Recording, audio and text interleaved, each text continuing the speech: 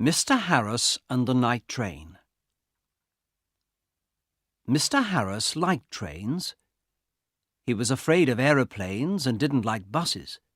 But trains, they were big and noisy and exciting. When he was a boy of 10, he liked trains. Now he was a man of 50, and he still liked trains. So he was a happy man on the night of the 14th of September. He was on the night train from Helsinki to Oulu in Finland, and he had 10 hours in front of him.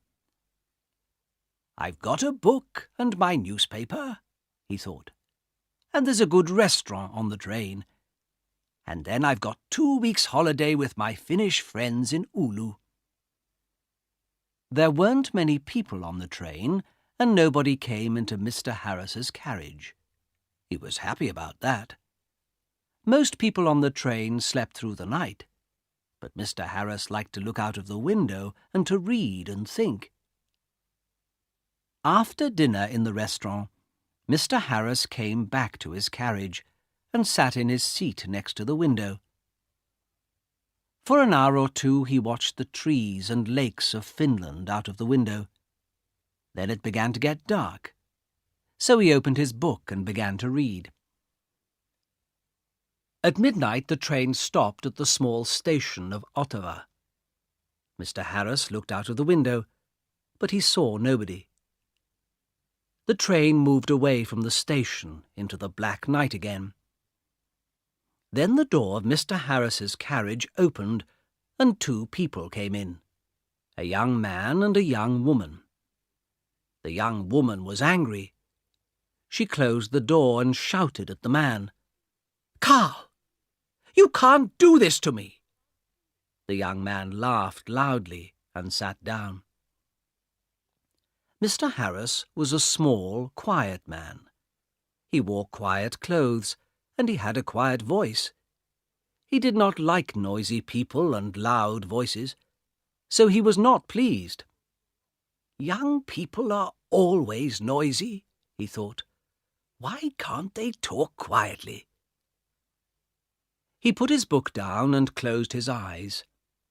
But he could not sleep, because the 2 young people didn't stop talking. The young woman sat down and said in a quieter voice, "Carl, you're my brother, and I love you. But please listen to me. You can't take my diamond necklace. Give it back to me now, please." Carl smiled. "No, Elena," he said. "I'm going back to Russia soon, and I'm taking your diamonds with me." He took off his hat and put it on the seat. "Elena, listen. You have a rich husband, but I have no money. I have nothing. How can I live without money? You can't give me money, so I need your diamonds, little sister." Mr. Harris looked at the young woman. She was small, with black hair and dark eyes. Her face was white and afraid. Mr. Harris began to feel sorry for Elena. She and her brother didn't look at him once. "Can't they see me?" he thought. "Carl," Elena said. Her voice was very quiet now, and Mr. Harris listened carefully. "You came to dinner at our house tonight, and you went to my room and took my diamond necklace. How could you do that to me? My husband gave the diamonds to me. They were his mother's diamonds before that. He's going to be very, very angry, and I'm afraid of him." Her brother laughed. He put his hand in his pocket, then took it out again and opened it slowly. The diamond necklace in his hand was very beautiful. Mr. Harris stared at it. For a minute or 2 nobody moved, and it was quiet in the carriage. There was only the noise of the train, and it went quickly on through the dark, cold night. Mr. Harris opened his book again, but he didn't read it. He watched Carl's face, with its hungry eyes and its cold smile. "What beautiful, beautiful diamonds," Carl said. "I can get a lot of money for these." "Give them back to me, Carl," Elena whispered. "My husband's going to kill me. You're my brother.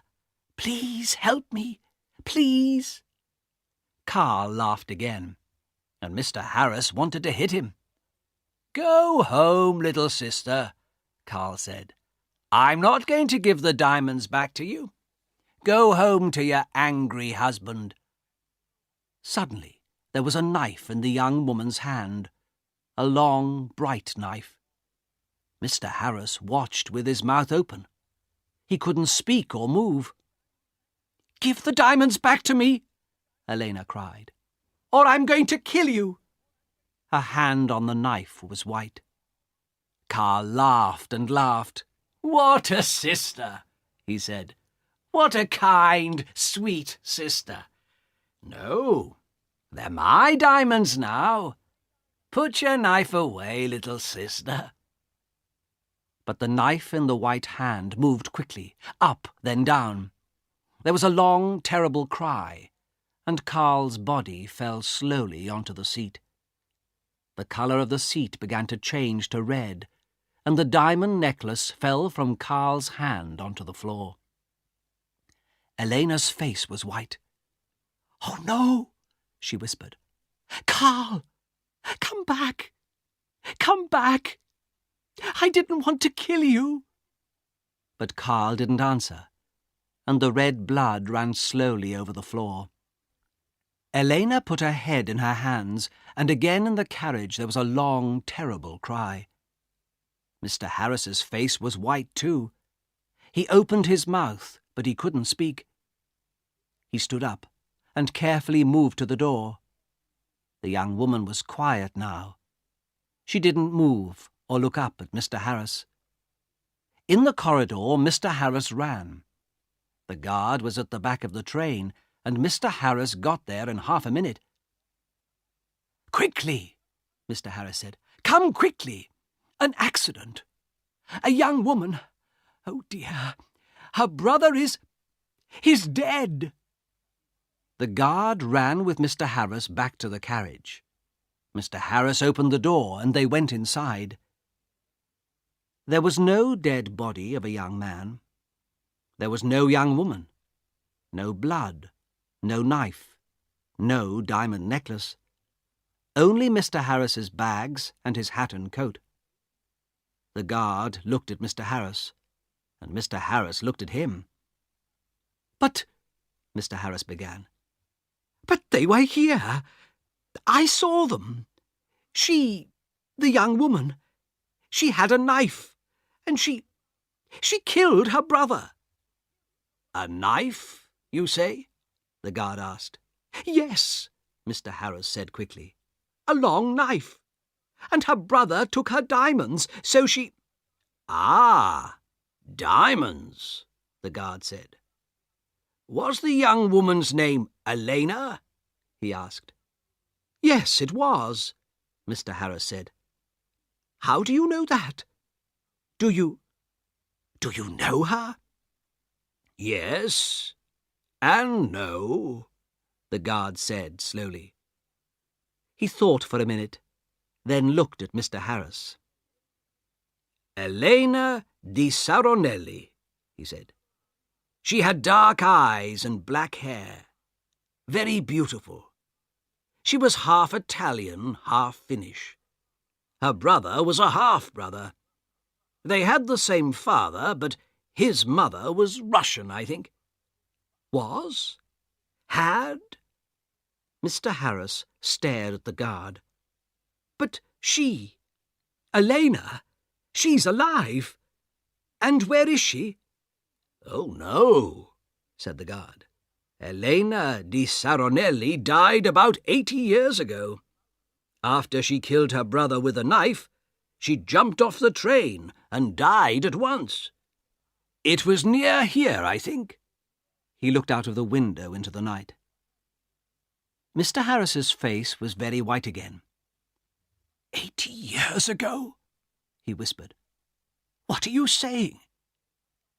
Were she and her brother—" "But I saw them." "Yes, that's right," the guard said. "You saw them, but they're not alive. They're ghosts. They often come on the night train at this time in September. I never see them, but somebody saw them last year. A man and his wife. They were very unhappy about it. But what can I do? I can't stop Elena and Carl coming on the train." The guard looked at Mr. Harris's white face. "You need a drink," he said. "Come and have a vodka with me." Mr. Harris didn't usually drink vodka, but he felt afraid. When he closed his eyes, he could see again Elena's long knife and could hear her terrible cry. So he went with the guard to the back of the train. After the vodka, Mr. Harris felt better. He didn't want to sleep, and the guard was happy to talk. So Mr. Harris stayed with the guard and didn't go back to his carriage. "Yes," the guard said. "It's a famous story. I don't remember it all. It happened a long time ago, of course. Elena's father was a famous man here in Finland. He was very rich once, but he had 3 or 4 wives and about 8 children. And he liked the good things of life, so there wasn't much money for the children. Carl, the oldest son, was a bad man, people say. He wanted an easy life and money in his hand all the time." The train hurried on to Oulu through the black night, and the guard drank some more vodka. "Now Elena," he said, "she didn't have an easy life with those 3 difficult men, her father, her brother, her husband. One year she visited her mother's family in Italy, and there she met her husband, Di Saronelli. He was rich, but he wasn't a kind man. They came back to Finland, and Carl often visited their house. He wanted money from his sister's rich husband. Elena loved her brother and gave him some money, but Di Saronelli didn't like Carl and was angry with Elena.